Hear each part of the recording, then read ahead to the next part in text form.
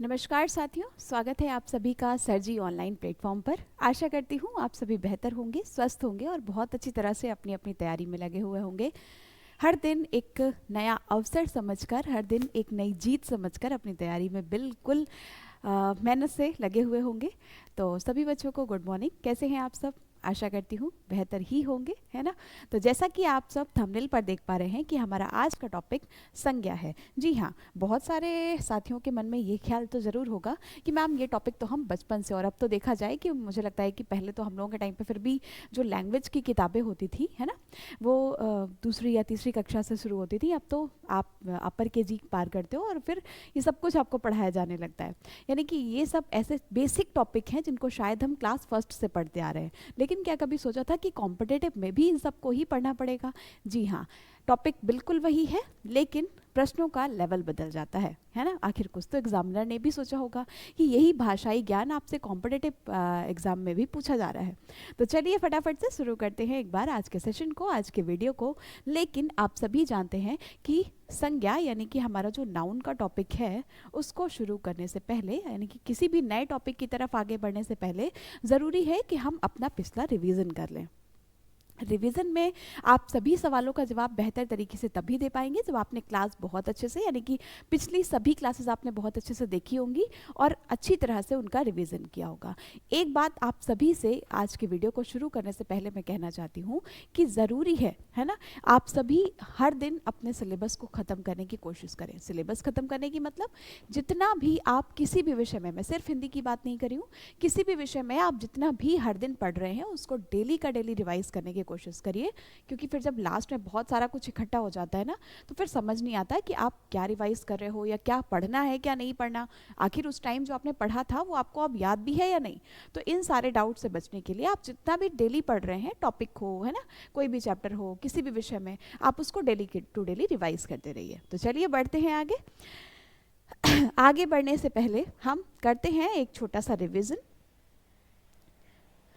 Revision revision जिसमें कि आप सभी बेहतर तरीके से जानते हैं कि हम अपने पिछले वीडियोस में हिंदी वर्णमाला का जो पहला टॉपिक है, यानी कि जिसको हम आधारभूत टॉपिक कहते हैं, यानी कि, है ना, हिंदी का वर्णमाला टॉपिक। वर्णमाला में अब आपको किस तरह से क्या क्या प्रश्न पूछे जा सकते हैं, ये सब तो हमने बहुत अच्छी तरह से डिस्कस कर लिया है। आप सभी को हर एक पॉइंट भी क्लियर होगा, लेकिन कुछ बेसिक जानकारी भी आपको मैम ने दी थी, है ना, उसको भी आज पूछते हैं। सबसे पहले बताइए कि अयोगवाह की संख्या कितनी होती है ना। मैं यहाँ पर सिर्फ संख्या पूछ रही हूँ आपसे, और कमेंट में आंसर सभी बच्चों का आना चाहिए। अयोगवाह की संख्या कितनी होती है? संयुक्त व्यंजन कितने होते हैं, है ना, संयुक्त व्यंजन कितने होते हैं? ये रिवीजन का आंसर मुझे सभी का मिलना चाहिए, और ये रिवीजन आपके खुद के आत्मविश्वास के लिए भी ज़रूरी है, ताकि आप खुद अपना कॉन्फिडेंस बिल्ड कर सके, है ना। कभी भी ओवर कॉन्फिडेंस की तरफ नहीं जाना है, लेकिन हाँ, कॉन्फिडेंस ज़रूर होना चाहिए कि आपने जितना भी कुछ पढ़ा हुआ है वो आपको 100% तैयार है। तो फटाफट से बताते जाइए, संयुक्त व्यंजनों की संख्या कितनी है। साथ ही ऊष्म व्यंजन कितने होते हैं? ऊष्म व्यंजनों की संख्या कितनी होती है? ठीक है। इसके साथ ही मूल स्वरों की संख्या कितनी है? मूल स्वर, है ना, जिसको आप ह्रस्व स्वर के नाम से भी जानते हैं, मूल स्वरों की संख्या कितनी होती है? यहाँ पर सिर्फ और सिर्फ आपसे संख्या पूछी जा रही है, कौन से होते हैं ये नहीं। सिर्फ और सिर्फ ये बताइए कि इनकी संख्या कितनी होती है, और अंतस्थ व्यंजनों की संख्या कितनी होती है। इन 5 सवालों का जवाब फटाफट से दीजिए, और फिर बढ़ते हैं हम आगे अपने आज के टॉपिक की तरफ। अंतस्थ व्यंजनों की संख्या कितनी होती है? ठीक है। वैसे तो मुझे पूरा विश्वास है कि आप सब हर दिन रिवाइज कर रहे होंगे, पढ़ रहे होंगे बिना किसी लापरवाही के, क्योंकि ये ऐसा मौका होता है, मुझे लगता है कि जो बार बार की तो बात ही छोड़ दें, बल्कि सालों में, है ना, एक बार मिलता है। कुछ ऐसे आप में से होंगे जो शायद जिनका इस बार लास्ट अटेम्प्ट होगा, और वो इस बार अपनी किस्मत आजमा रहे होंगे। तो मैं आप सबसे कहूँगी कि किस्मत आजमाने की कोशिश छोड़कर सिर्फ और सिर्फ अपनी मेहनत पर भरोसा रखिए। यकीन मानिए, परिणाम ज़रूर आपके साथ होगा। ठीक है। अयोगवाह की संख्या की बात करें तो कितनी हो जाते हैं? 2, है ना। कौन कौन से, ये आप सभी जानते होंगे। संयुक्त व्यंजनों की संख्या हो जाती है 4, वही 4 कौन कौन से? श, त्रिज्ञ और श्र, है ना।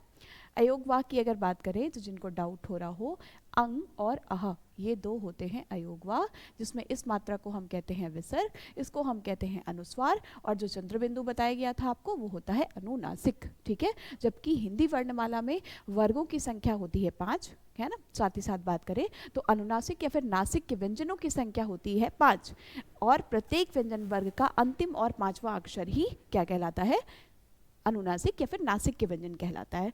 नासिक के क्यों कहते हैं, क्योंकि ये नाक और मुंह दोनों की सहायता से बोला जाता है। ठीक, संयुक्त व्यंजनों में आप सभी जानते ही हैं कि दो व्यंजनों के सहयोग से जो व्यंजन बनता है उसे हम कहते हैं संयुक्त व्यंजन, जिसकी संख्या होती है 4, छ, त्रिक, ज्ञ और श्र, ये 4 हो जाते हैं संयुक्त व्यंजन। जबकि ऊष्म व्यंजनों की बात करें तो इनकी संख्या भी 4 होती है, यानी कि तीनों के तीनों श और ह। इस श की यानी कि जो पहला श है, शलगम श जिसको आप बोलते हो, इसकी ध्वनि हो जाती है क्या, तालव्य, जबकि इस श की ध्वनि हो जाती है मूर्धन्य यानी कि मूर्धा। इस श की ध्वनि हो जाती है दंत, और इस हा की ध्वनि इसको हम कंठ कहते हैं। साथ ही संपूर्ण वर्णमाला में काकल्य व्यंजन के नाम से जाना जाने वाला व्यंजन होता है ह, है ना। ये सिर्फ और सिर्फ एक क्विक रिवीजन है, ध्यान रखिएगा, और ये रिवीजन आपको हर वीडियो में मिलने वाला है जब भी हम अगले टॉपिक की तरफ बढ़ेंगे, है ना। मूल स्वरों की बात करें तो इनकी संख्या भी 4 होती है। अंतस्थ व्यंजनों की संख्या भी 4 होती है। कौन कौन से अंतस्थ व्यंजन होते हैं, य, र, ल और व। य को हम संपूर्ण वर्णमाला में अर्धस्वर के नाम से जानते हैं। ई और अ के संयोग से बनता है य, और उ और अ के संयोग से बनता है व, है ना। हर एक छोटी चीज आपको बताई गई है। ई और अ के संयोग से या बनता है, जबकि उ और अ के संयोग से क्या बनता है, व बनता है। ठीक है जी, या, र, ल और व। ल को हम क्या कहते हैं, पार्श्विक, जबकि र को हम प्रकंपित और लुंठित कहते हैं। क्लियर है, तो यहाँ तक के सारे डाउट, सारे पॉइंट्स आपके खत्म हो गए होंगे। साथ ही साथ आपको कुछ और भी बेसिक जानकारी दी गई थी। कैसी बेसिक जानकारी, यानी कि हिंदी वर्णमाला, हिंदी में 8वीं अनुसूची में, है ना, भाषाओं की चर्चा की गई है। कितनी भाषाएं पहले थी, तो पहले 14 थी, बाद में 8 और जुड़ी, यानी कि वर्तमान में कुल भाषाएं कितनी हैं, 22 भाषाएं हैं, है ना। अगर आपसे पूछा जाए, क्योंकि ये पूछा गया है प्रश्न, इसलिए इस पर भी ध्यान दीजिएगा। और हर क्लास में आप जो टॉपिक के साथ बढ़ेंगे वो तो बढ़ते ही जाएंगे, साथ ही कुछ बेसिक जानकारी भी आपको मिलती जाएगी, है ना। उस पर भी विशेष ध्यान रखिएगा, जो कि आप अपने नोट्स में की पॉइंट्स डालकर शामिल कर सकते हैं। और अगर आपसे, देखिए, मैं आराम से आपकी बात समझ रही हूँ कि मैम इतना पेपर में डीपली नहीं पूछा जाएगा, लेकिन अगर प्रश्न कठिन आया तो का क्या करेंगे फिर हम, है ना। इसलिए हमें हर एक प्रश्न को बहुत अच्छी तरह से, आसान तरीके से और कठिन तरीके से, दोनों तरह से लेकर चलना है। ठीक है, अब बात की जाए कि कौन से पहले 14 भाषाएं थी, फिर 8 और जुड़ गई, और वर्तमान में हो गई हैं 22। लेकिन अब ये 22 भाषाएं कौन कौन सी हैं, है ना। अगर आपसे पूछ लिया जाए कि 21वें संविधान संशोधन के तहत, है ना, कौन से वर्ष में, है ना, सिंधी को जोड़ा गया, आप क्या करोगे, नहीं ये तो मैम ने हमें बताया ही नहीं, है ना, या फिर ये तो हमने क्लास में पढ़ा ही नहीं।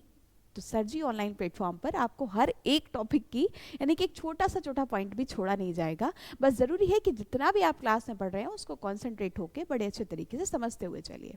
ठीक है, तो 21वें संविधान संशोधन के तहत, यानी कि ये है कॉन्स्टिट्यूशन अमेंडमेंट, है ना, क्या हो जाता है, 21वां संविधान संशोधन के तहत 1967 में, और आपको ट्रिक भी बताई थी, 21, 67, 71, 92 और 92, 2003। ठीक है, 1967 में सिंधी को जोड़ा गया, जबकि 71वें संविधान संशोधन के तहत, है ना, 71वें संविधान संशोधन के तहत 21, 67, 71, 92, 1992 में, है ना, मणिपुरी, कोंकणी और नेपाली को जोड़ा गया। जबकि 92वें संविधान संशोधन के तहत 2003 में, 92वें संविधान संशोधन के तहत 2003 में 4 भाषाओं को जोड़ा गया, जो कि थी मणिपुरी, कोंकणी, है ना, इसमें तो मणिपुरी, कोंकणी और सिंधी, मणिपुरी, कोंकणी और नेपाली, और लास्ट में थी बोडो, डोंगरी, मैथिली और संथाली। क्या थी, बोडो, डोंगरी, मैथिली और संथाली। क्लियर है, तो याद रखिएगा, 21वां संविधान संशोधन 1967 में सिंधी को जोड़ा गया। 71वें संविधान संशोधन के तहत 1992 में 3 भाषाओं को, यानी कि मणिपुरी, कोंकणी और नेपाली को जोड़ा गया। जबकि 92वें संविधान संशोधन के तहत कौन कौन सी, बोडो, डोंगरी, मैथिली और संथाली को जोड़ा गया वर्ष 2003 में। ठीक है, तो ये छोटे छोटे जो की पॉइंट्स हैं ये भी आपको याद रखने हैं। क्लियर है, चलिए बढ़ते हैं फिर आगे। यानी कि अपने आज के टॉपिक की तरफ, वही टॉपिक जिससे आप कई बार रूबरू हो चुके होंगे, है ना, और शायद बहुत अच्छी तरह से आपको इस टॉपिक के बारे में सारी की सारी बातें याद भी होंगी, है ना, यानी कि जिसको आप कहते हैं नाउन। क्लियर है? चलिए, तो अगर मैं आपसे पूछूं कि परिभाषा, तो शायद मुझे नहीं लगता कि क्लास में उपस्थित कोई भी स्टूडेंट, है ना, या कोई भी साथी इस टॉपिक की परिभाषा को ना बता पाए, है ना। आप सभी बचपन से पढ़ते चले आ रहे हैं कि मैम हमने बहुत अच्छी तरह से पढ़ा है कि किसी भी व्यक्ति, वस्तु, प्राणी के नाम को संज्ञा कहते हैं, ठीक है, जो कि काफ़ी हद तक सही भी है। लेकिन मैं आपसे बार बार एक बात बताना चाहती हूँ कि अब आप एकेडमिक की नहीं बल्कि कॉम्पिटिटिव परीक्षा की तैयारी कर रहे हैं, और ऐसी कॉम्पिटिटिव परीक्षा की तैयारी जिसमें हजारों के बीच में सिर्फ और सिर्फ चयन एक का ही होना है ना। समझ में आ रही बात? इसलिए ज़रूरी है कि हम उस लेवल को देखते हुए तैयारी करें। अब बात आती है परिभाषा। तो चलिए, जैसा कि आप परिभाषा बता रहे हैं कि मैम हमने परिभाषा बहुत अच्छी तरह से पढ़ी हुई है कि किसी भी, है ना, कई किताबों में आपने अब तक पढ़ा होगा या नहीं पढ़ा है तो आप सामान्य तरीके से परिभाषा लिखते भी ऐसे हैं, किसी भी व्यक्ति, वस्तु, किसी भी व्यक्ति, वस्तु, प्राणी, स्थान, किसी भी व्यक्ति, वस्तु, प्राणी, स्थान या भाव के नाम को, या भाव के नाम को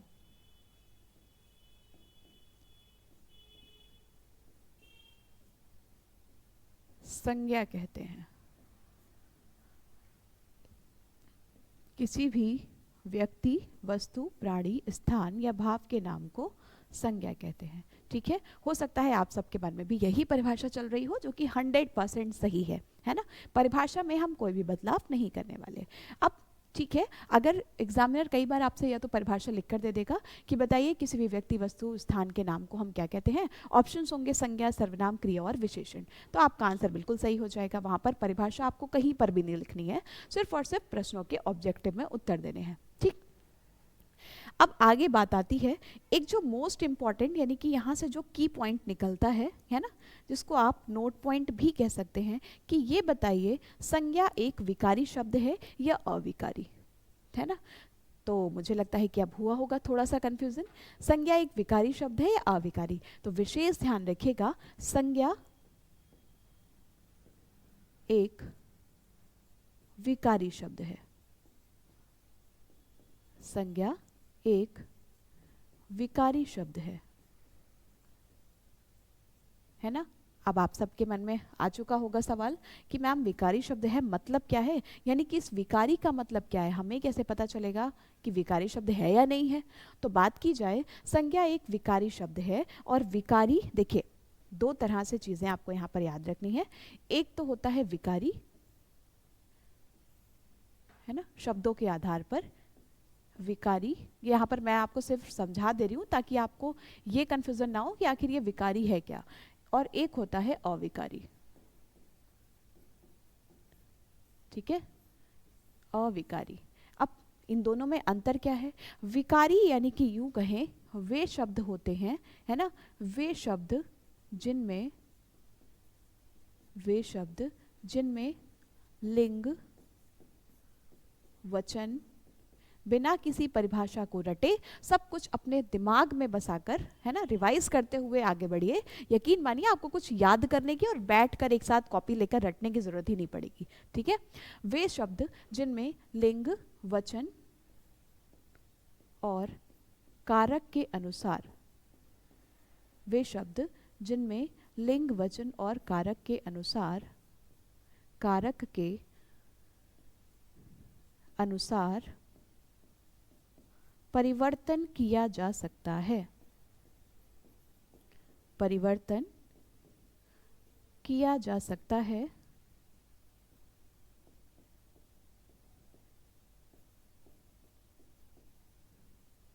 विकारी शब्द कहलाते हैं, विकारी शब्द कहलाते हैं।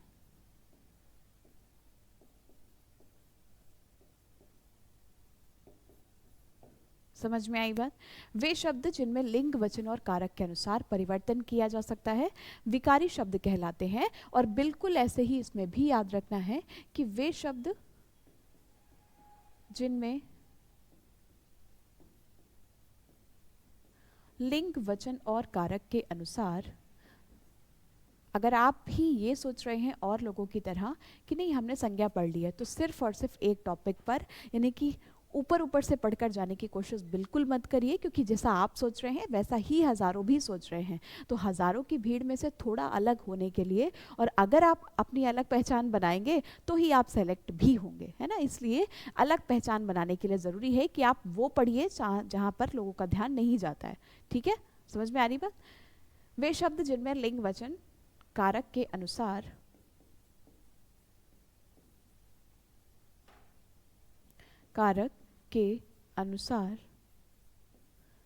परिवर्तन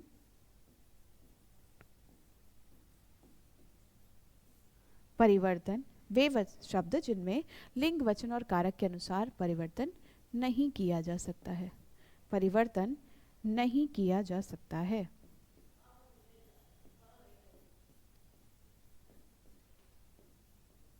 बस यही अंतर है विकारी और अविकारी में। अविकारी शब्द कहलाते हैं।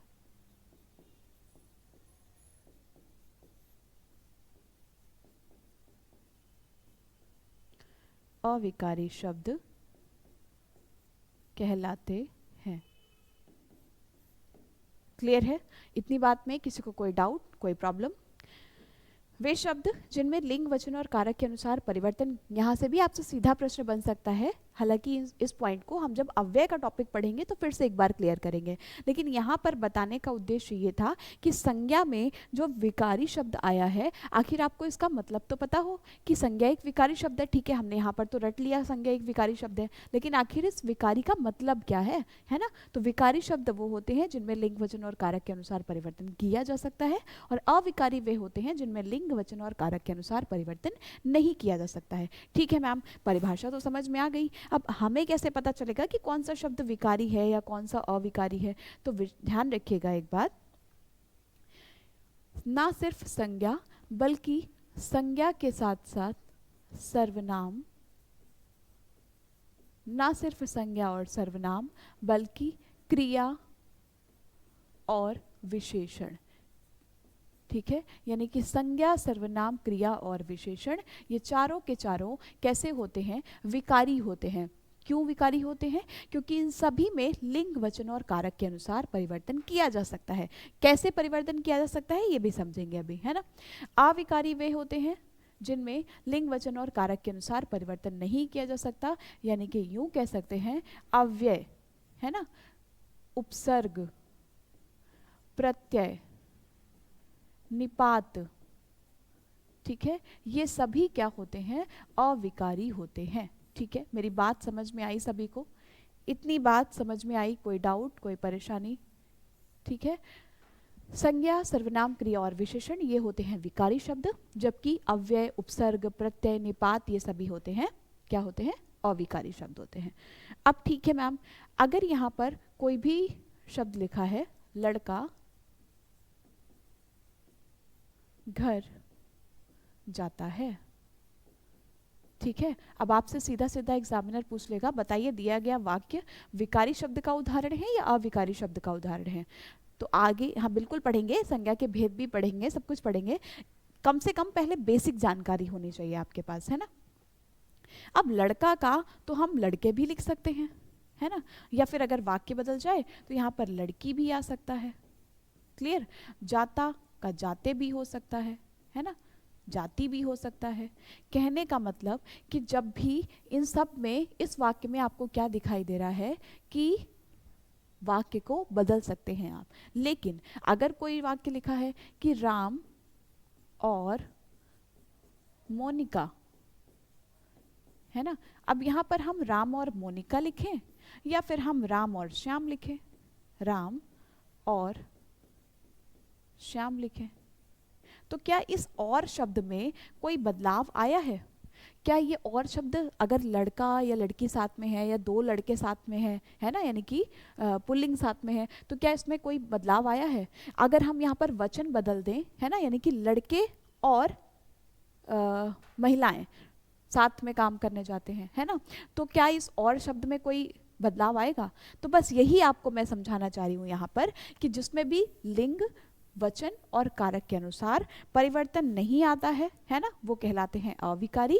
जैसे कि अव्यय, उपसर्ग, प्रत्यय, है ना, निपात अव्यय ही तो होते हैं, और हो गया, तथा हो गया, एवं हो गया, या शब्द हो गए, ये सभी शब्द अव्यय कहलाते हैं। ठीक है, इन सभी को डिटेल में हम अभी आगे के टॉपिक में पढ़ेंगे। यहाँ के लिए आपको इतना समझना जरूरी है कि संज्ञा, सर्वनाम, क्रिया और विशेषण, इनमें परिवर्तन हो सकता है। लिंग वचन में परिवर्तन, वचन में परिवर्तन, है ना, तो ये कहलाते हैं आपके विकारी शब्द। और अव्यय में परिवर्तन नहीं हो सकता है, इसलिए ये कहलाते हैं अविकारी शब्द। कोई डाउट नहीं होना चाहिए, अगर है तो कमेंट में ज़रूर पूछ लीजिएगा। परिभाषा को एक बार फिर से रिकैप करते हैं कि किसी भी व्यक्ति, वस्तु, प्राणी, स्थानीय भाव के नाम को ही हम क्या कहते हैं?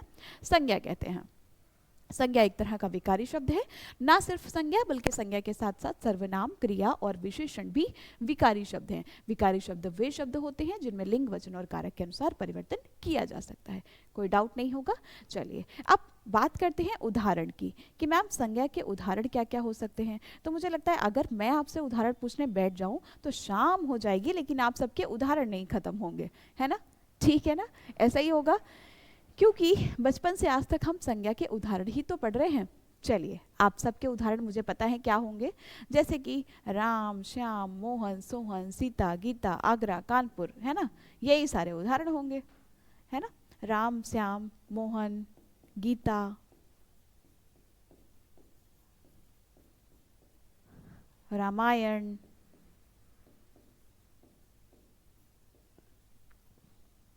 पुस्तक,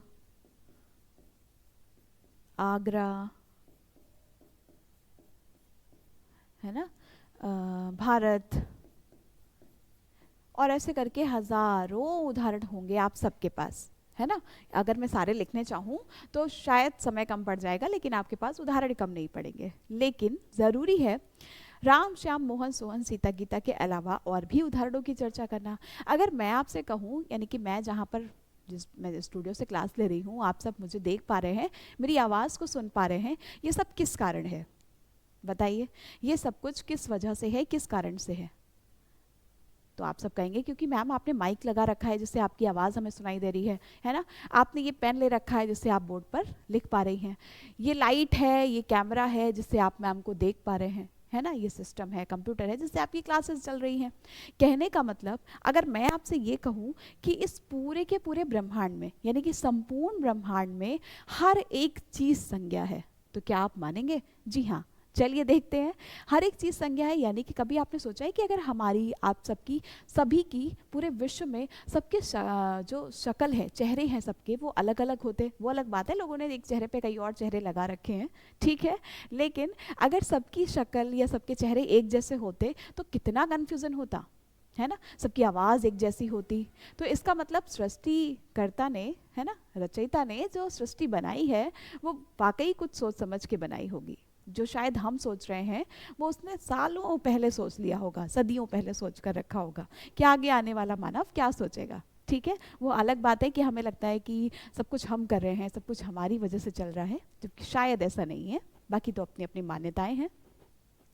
कहने का मतलब, हम कंप्यूटर को, अगर कंप्यूटर हमारे सामने है, वो हमारे सारे काम करके दे रहा है। और आजकल तो हम अपनी जो अपनी लाइफ है, अपनी लाइफस्टाइल है, उसको बिना सिस्टम के, बिना कंप्यूटर के, बिना इंटरनेट के सोच भी नहीं सकते, इमेजिन भी नहीं कर सकते, है ना। तो इसका मतलब हम जो भी कंप्यूटर को या सिस्टम को कमांड देते हैं, वो कमांड वो काम तभी करता है जब हम उसको बताते हैं कि उसको ये काम करना है, ठीक है। तो कंप्यूटर हमारी हेल्प से चल रहा है, ना कि हम कंप्यूटर की हेल्प से चल रहे हैं, ठीक है। तो कहने का मतलब, ऊपर से जो भी, यानी कि अपने अपने ईश्वर, अल्लाह, भगवान को आप सभी मानते होंगे, तो कुछ ना कुछ ऐसी जीवात्मा या कुछ ना कुछ ऐसी शक्ति तो जरूर है। चलिए आते हैं टॉपिक पर। यानी कि बात की जाए, इस संपूर्ण सृष्टि में हम जो भी देख पाते हैं, है ना, वो सब कुछ संज्ञा है। जैसे कि आप सब भी जहाँ पर भी बैठकर क्लास ले रहे होंगे, आप अपने नोट्स बना रहे होंगे, आपके पास पेन होगी, कॉपी होगी, है ना, आपके पास आप कमरे में रह रहे होंगे, कमरे में बहुत सारी चीज़ें होंगी, पंखा, लाइट, टेबल, चेयर, है ना, टीवी, मोबाइल, सब कुछ संज्ञा है, यहाँ तक कि आप भी संज्ञा है। इसका मतलब हम इन शॉर्ट ये कह सकते हैं कि नाम को ही संज्ञा कहते हैं। ठीक है, क्या कह सकते हैं कि नाम को ही तो संज्ञा कहते हैं। किसी भी चीज़ का, घड़ी हो, है ना, फोटो है, दीवाल है, सब चीज़ों का नाम है, और हर एक चीज़ इस पूरे के पूरे ब्रह्मांड में संज्ञा है। क्लियर? चलिए, अब अगला पॉइंट हमारे सामने ये है कि हमने कुछ उदाहरण भी देख लिए। यहाँ पर तो हमने कुछ ही उदाहरण लिखे हैं, लेकिन संपूर्ण ब्रह्मांड में जो भी चीज़ें आपको दिख रही हैं, यहाँ तक कि हमारा भाव, हमारा हंसना, रोना, ये भी संज्ञा है। हमारी स्थिति, बुढ़ापा, जवानी, यौवन, है ना, बचपन, सब कुछ संज्ञा है। ठीक है, सब कुछ संज्ञा के अंतर्गत ही आता है। चलिए आगे बढ़ते हैं और देखते हैं अपने अगले पॉइंट को, जहां से प्रश्न आपसे पूछा जाएगा कि ठीक है, आपने परिभाषा पढ़ ली, उदाहरण भी पढ़ लिए हैं, ये बताइए संज्ञा के कुल भेदों की संख्या कितनी होती है? संज्ञा के कुल भेद कितने होते हैं? जिसे पता हो आंसर करिए फटाफट से। और अगर इसी प्रश्न को थोड़ा सा बदल दिया जाए, संज्ञा के मुख्य भेदों की संख्या कितनी होती है? संज्ञा के मुख्य भेदों की संख्या कितनी होती है? ठीक है, तो आप सभी के आंसर हो सकता है एक जैसे हो कि मैम ये दोनों ही प्रश्न बिल्कुल सेम लिखे हैं, या फिर कुछ के आंसर्स अलग अलग होंगे। आइए देखते हैं। संज्ञा के कुल भेदों की बात की जाए तो ये होते हैं 5, जबकि मुख्य भेद होते हैं 3। ऐसा क्यों मैम? 2 गायब कहाँ हो गए? और अगर गायब हुए हैं तो वो गायब होके चले कहाँ गए? या फिर 2 एक्स्ट्रा कहाँ से आ गए इसमें? चलिए, तो सबसे पहले बात करते हैं मुख्य भेदों की, है ना। मुख्य भेद यानी कि संज्ञा के, देखिए कुल भेद हमने देखे हैं 5। कौन कौन से कुल 5 भेद होते हैं? एक एक को हमें डीपली पढ़ना है, परिभाषा के साथ, उदाहरण के साथ पढ़ना है, और बस हमारा टॉपिक हो जाएगा संज्ञा का कंप्लीट। ठीक है, यानी कि पहला भेद हो जाता है व्यक्तिवाचक संज्ञा, जिसको आप अंग्रेजी में प्रॉपर नाउन के नाम से जानते हैं, व्यक्तिवाचक संज्ञा। दूसरा भेद हो जाता है जातिवाचक संज्ञा, जातिवाचक संज्ञा।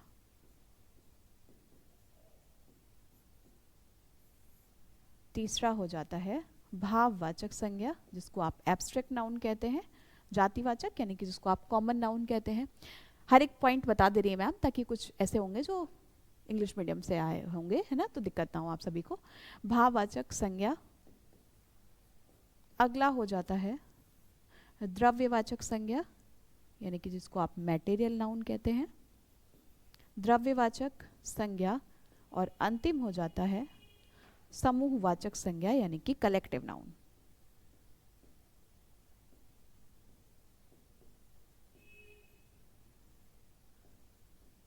समूहवाचक संज्ञा।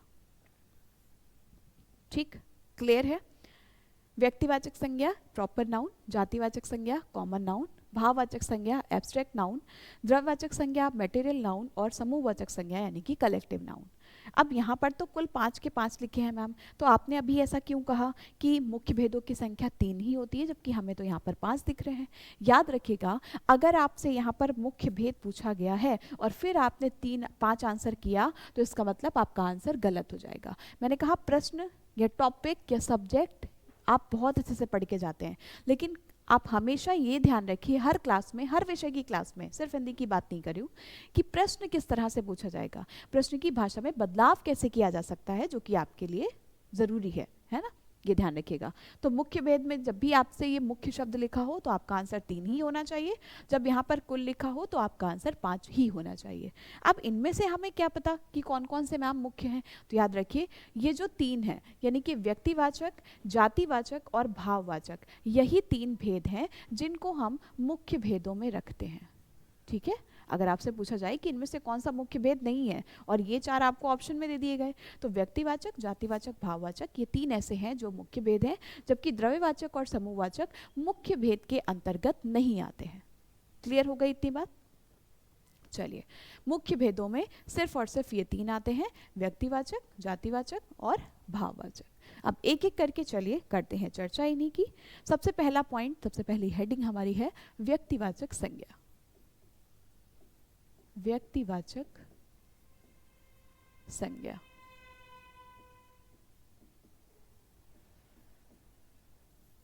ठीक है, क्या होती है व्यक्तिवाचक संज्ञा, किसे कहते हैं? शायद आप सभी को पता भी होगा, बहुत अच्छी तरह से पता हो तो बताइए फटाफट से।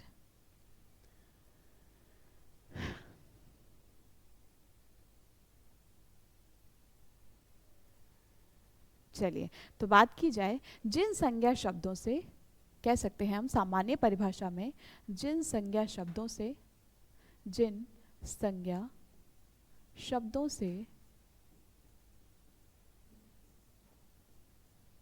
जिन संज्ञा शब्दों से किसी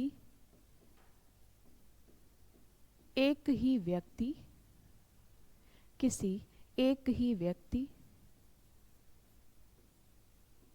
एक ही व्यक्ति, वस्तु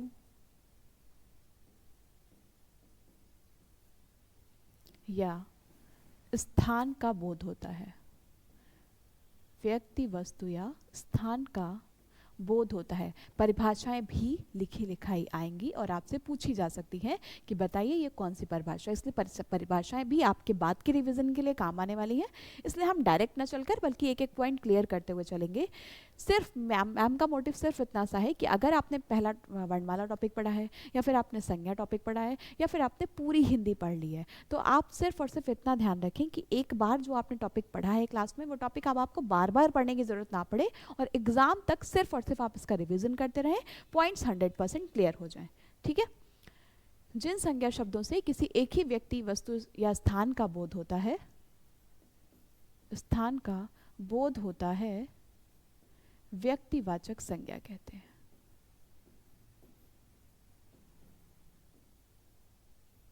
व्यक्तिवाचक संज्ञा कहते हैं।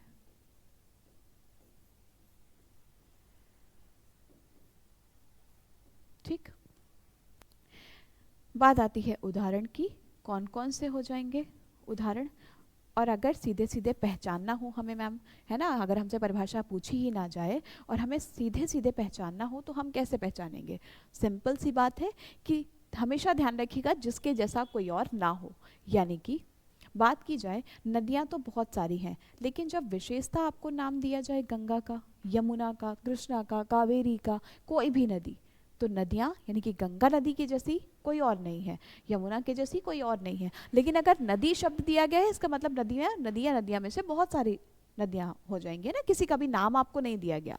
तो सिंपल से अगर आप ट्रिक से या एक सीधा सीधा पॉइंट से याद रखना चाहते हैं तो सिर्फ इतना ध्यान रखिएगा, जब भी आपको विशेषतः नाम दिया जाए, जब भी आपको विशेषतः नाम दिया जाए तो हमेशा वहाँ पर व्यक्तिवाचक संज्ञा ही होगी। जानवर बहुत सारे हैं लेकिन जब विशेषता किसी का नाम दिया जाए, पक्षी बहुत सारे हैं लेकिन जब विशेषता किसी का नाम दिया जाए, फल फूल बहुत सारे हैं लेकिन जब विशेषतः किसी का नाम दिया जाए तो ही व्यक्तिवाचक संज्ञा होगी, और जब तक विशेषता नाम नहीं है तब तक वो व्यक्तिवाचक संज्ञा नहीं होगी। सब्जियां बहुत सारी हैं, है ना, सब्जियां बहुत सारी हैं लेकिन जब तक किसी का नाम ना दिया जाए, ध्यान रखिएगा कि वो व्यक्तिवाचक संज्ञा नहीं होगी, चाहे वो स्थान ही क्यों ना हो, है ना। देश बहुत सारे हैं लेकिन आपको किसी भी देश का नाम यहाँ पर नहीं दिया गया, इसका मतलब कि ये जो है देश व्यक्तिवाचक संज्ञा में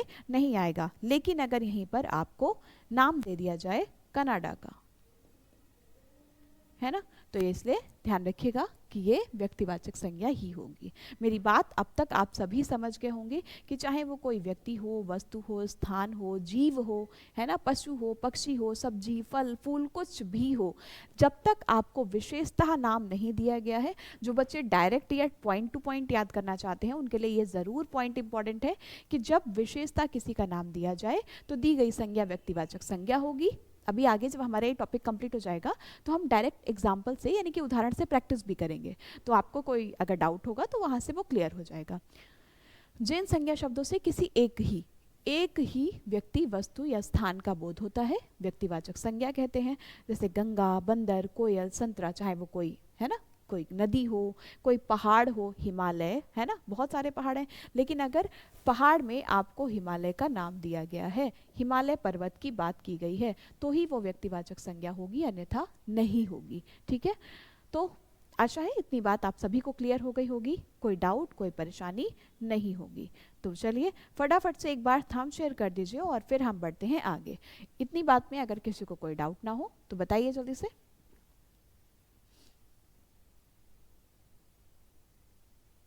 बिल्कुल बिल्कुल, अब इसमें बहुत सारे उदाहरण हो सकते हैं, है ना, व्यक्तिवाचक संज्ञा में।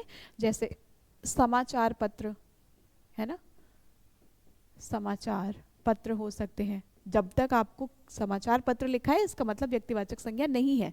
चाहे वो कोई ग्रंथ हो सकता है ना, वो कोई त्योहार हो सकता है, वो कोई रंग हो सकता है।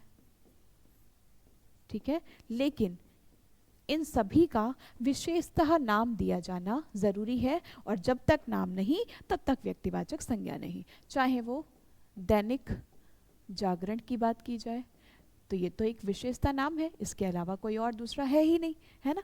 चाहे वो अमर उजाला की बात की जाए, यानी कि अगर हमें विशेषता नाम दिया गया है तो इसका मतलब वो व्यक्तिवाचक संज्ञा है, अन्यथा नहीं है। ग्रंथ में चाहे वो रामायण हो, महाभारत हो, है ना, महाभारत हो, कोई भी ग्रंथ हो, अगर विशेषता नाम दिया गया है तो ही वो व्यक्तिवाचक संज्ञा होगी। और अगर सिर्फ और सिर्फ ग्रंथ लिखा है तो मैम बिल्कुल नहीं, क्योंकि यहाँ पर ग्रंथ बहुत सारे हैं, हमें नहीं पता कि यहाँ पर किसकी बात की गई है। ठीक है, मैम जो आपको समझा रही है वो बिल्कुल जीरो लेवल से, हो सकता है आप में से ये बहुत सारे बच्चों को ये सारे पॉइंट्स क्लियर भी हो, लेकिन एक बार इन सभी का चाहे आप पढ़ रहे हैं तो रिवीजन हो जाएगा अगर आपने पहले पढ़ा हुआ है तो, और अगर नहीं पढ़ा है तो यहाँ के यानी कि इस वीडियो के बाद आपको फिर कभी संज्ञा में तो डाउट नहीं होने वाला। ठीक है, त्योहार वैसे तो बहुत सारे हैं, लेकिन जब विशेषतः दीपावली की बात की जाए, ठीक है, जब विशेषतः दशहरा की बात की जाए, जब विशेषतः होली की बात की जाए, जब विशेषतः ओणम की बात की जाए, ठीक है, तो ही आप व्यक्तिवाचक संज्ञा लगाएंगे, अन्यथा नहीं। साथ ही रंग, चाहे वो काला हो, पीला हो, हरा हो, अगर विशेषता रंग दिया गया है तो ही वो व्यक्तिवाचक संज्ञा है, अन्यथा व्यक्तिवाचक संज्ञा नहीं है। क्लियर है? चलिए, तो मुझे नहीं लगता इतने में कोई डाउट होना चाहिए आप सभी को। चलिए बढ़ते हैं आगे अपने दूसरे पॉइंट की तरफ, यानी कि हमारा दूसरा भेद हो जाता है जातिवाचक संज्ञा। जातिवाचक संज्ञा, ठीक है, परिभाषा में कुछ भी ज्यादा बदलाव नहीं है, सिर्फ और सिर्फ छोटे छोटे से पॉइंट्स हैं जो आपको याद रखने हैं।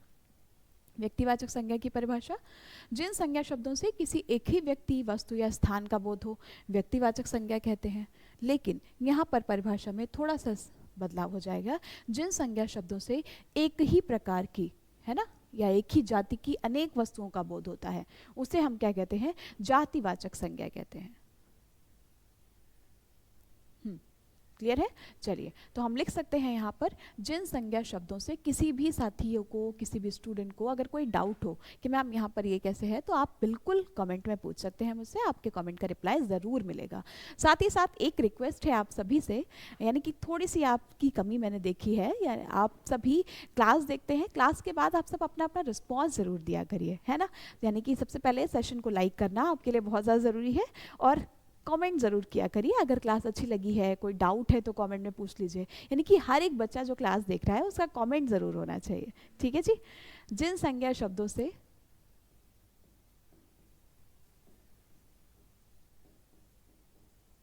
जिन संज्ञा शब्दों से एक ही प्रकार की, एक ही प्रकार की, प्रकार कहें या फिर एक ही जाति की अनेक वस्तुओं का बोध होता है। उसमें क्या था, एक ही वस्तु का है ना, चाहे वो एक ही व्यक्ति हो, वस्तु हो या स्थान हो, जिन संज्ञा शब्दों से एक ही प्रकार की अनेक वस्तुओं, अब यहाँ पर वस्तुओं लिखा है लेकिन वो स्थान भी हो सकता है ना, वो व्यक्ति भी हो सकता है, वो पशु जीव कुछ भी हो सकता है, ठीक है। वस्तुओं का बोध होता है,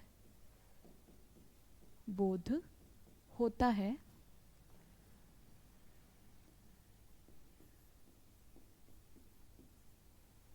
क्या कहते हैं, जातिवाचक संज्ञा कहते हैं। जातिवाचक संज्ञा कहते हैं।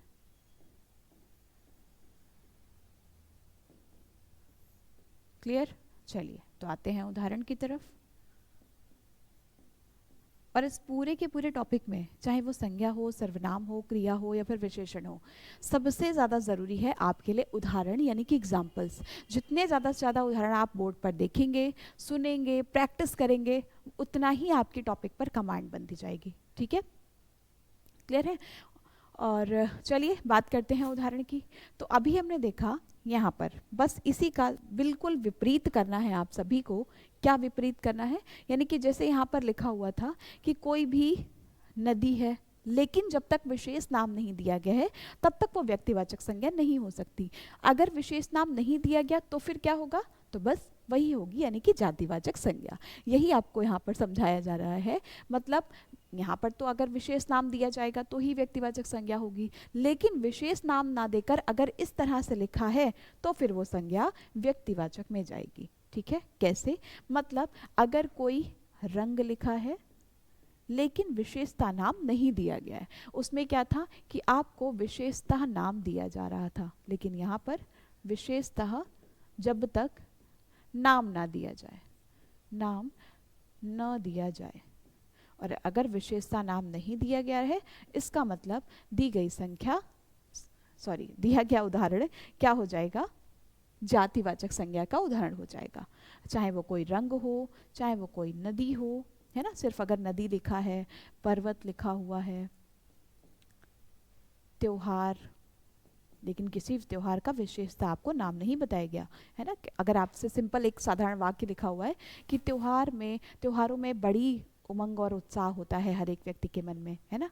त्योहार खुशी से भरपूर होते हैं या खुशियाँ लेकर आते हैं, तो हमें त्योहार शब्द को अंडरलाइन कर दिया जाएगा, रेखांकित कर दिया जाएगा। बताइए इस शब्द में कौन सी संज्ञा है? तो कहने का मतलब आपसे सिर्फ और सिर्फ ये पूछा जाएगा कि त्योहार में कौन सी संज्ञा है। किसी विशेष त्योहार का नाम नहीं दिया गया, और जब तक नाम नहीं तब तक व्यक्तिवाचक संज्ञा नहीं, बल्कि कौन सी संज्ञा हो जाएगी? जातिवाचक संज्ञा। क्लियर? तो चाहे वो कोई रंग हो, नदी हो, पर्वत हो, त्योहार हो, या फिर वो कोई दिन हो, है ना, फल हो, सब्जी हो, ग्रंथ हो, ठीक है, चाहे वो कोई ग्रंथ हो, ठीक है, या फिर वो कोई फूल हो, कोई समाचार पत्र हो, कोई समाचार पत्र हो, ठीक है। जब तक किसी का विशेषतः नाम नहीं दिया गया है तब तक दी गई संज्ञा जातिवाचक संज्ञा ही कहलाएगी, ना कि व्यक्तिवाचक संज्ञा। और अगर इसी को बदल दिया जाए, विशेषता नाम दे दिया जाए, तो दी गई संज्ञा व्यक्तिवाचक संज्ञा कहलाएगी। अब दो भेद यहाँ से हमारे हो चुके हैं 100% कंप्लीट। बताइए इन दो भेदों में आपको कोई समस्या, कोई परेशानी तो नहीं है? बताइए बताइए फटाफट से। बिल्कुल बिल्कुल ठीक है। जी हाँ, तो चलिए एक बार ज़रा रिकैप करते हैं पहले कि हमने अब तक कितना पढ़ा और क्या पढ़ा। सबसे पहले ये हमारा था पिछला रिवीजन, है ना, यानी कि जो भी हमने पहले पॉइंट्स क्लियर किए हैं उनका क्या रिवीजन है। उसके बाद संज्ञा की परिभाषा, संज्ञा कैसा शब्द है, विकारी है या अविकारी, तो न सिर्फ संज्ञा बल्कि संज्ञा के साथ साथ क्रिया, विशेषण, सर्वनाम ये भी क्या है, विकारी शब्द हैं। विकारी शब्द वे शब्द होते हैं जिनमें लिंग, वचन और कारक के अनुसार परिवर्तन किया जा सकता है, और अविकारी होते हैं अव्यय जिनमें लिंग, वचन और कारक के अनुसार कोई परिवर्तन नहीं होता है। ठीक है। संज्ञा के कुल भेदों की बात करें तो हो जाते हैं 5, जबकि मुख्य भेदों की बात करें तो हो जाते हैं 3। बेटा मैं बार बार आपसे कह रही हूँ है ना कि प्रश्न के उत्तर को देने से पहले प्रश्न की भाषा को जरूर समझ दीजिएगा कि आखिर आपसे पूछा क्या जा रहा है, क्योंकि मैं समझ सकती हूँ परीक्षा की स्थिति जब एग्जाम हॉल में आप बैठे होते हैं ना तो शायद उतना शांत मन नहीं होता जैसे कि यहाँ पर आप अपने अपने घरों में बैठकर क्लास ले रहे हैं। ठीक है, बड़ी हलचल होती है, एक तरफ टाइम चल रहा होता है, एक तरफ OMR भरने की परेशानी होती है, तो ये स्थिति बड़ी गंभीर होती है। इसलिए अपने आप को धीरज रखकर बहुत अच्छे से प्रश्न को जरूर पढ़िएगा, तभी उत्तर दीजिएगा। तो ये रहे कुल 5 के 5 भेद है ना, जिसमें कि हमने पहले भेद की यानी कि व्यक्तिवाचक की चर्चा की है, व्यक्तिवाचक के उदाहरणों की चर्चा की है और जातिवाचक की चर्चा की है। तो अब बचे हैं हमारे कुल 3 भेद, यानी कि तीसरा भेद, चौथा भेद और 5वां भेद। यानी कि तीसरा कौन सा, भाववाचक संज्ञा, भाववाचक संज्ञा, द्रव्यवाचक संज्ञा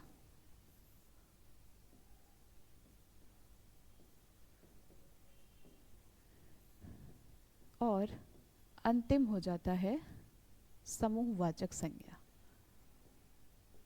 समूहवाचक संज्ञा, तो इतने में कोई डाउट होगा नहीं आपको। इन 3 के 3 भेदों की चर्चा हम करेंगे अपने अगले वीडियो में। आज की क्लास आप सभी को कैसी लगी कमेंट करके ज़रूर बताइएगा। हर क्लास के बाद आपके कमेंट का इंतज़ार रहता है मैम को, और आप सभी के लाइक ये बताते हैं कि क्लास आपको कितनी पसंद आ रही है। तो हर एक वो स्टूडेंट जो यूपी पुलिस कांस्टेबल की परीक्षा की तैयारी कर रहा है वो ज़रूर कॉमेंट करिएगा कि क्लास कैसी लगी आप सभी को। तो मिलते हैं अगले वीडियो में अगले 3 भेदों के साथ। तब तक के लिए ध्यान रखिए अपना, अपने घर वालों का। Thank you so much, bye bye, take care.